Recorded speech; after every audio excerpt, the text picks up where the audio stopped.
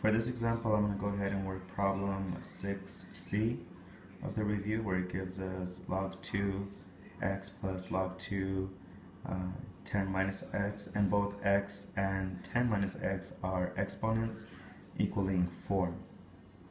Now, as we look at the problem and as we work our way through it, one thing that we want to identify is that for this example, the logs are the same, log 2, and they're being separated by addition, which we're going to go ahead and use multiplication to solve them, to bring them together and solve them.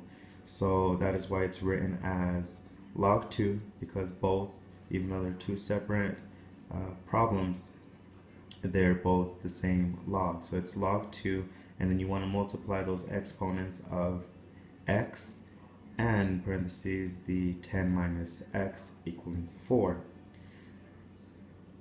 Once you do, you will end up with log 2 10x minus x squared equals 4.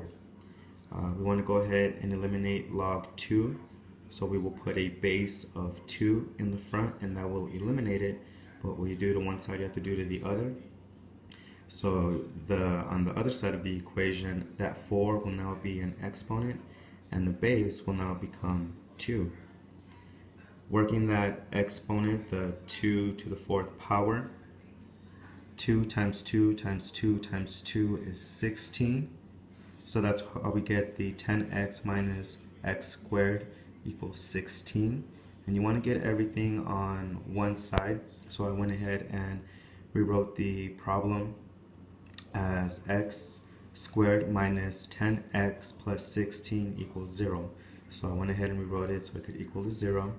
And from there, what you want to do is you want to factor out that problem. And you want to figure out what x is, and since it's x squared, you know there's going to be two answers. So once you factor it out, it's going to factor to 10 or x minus 8 times x minus 2.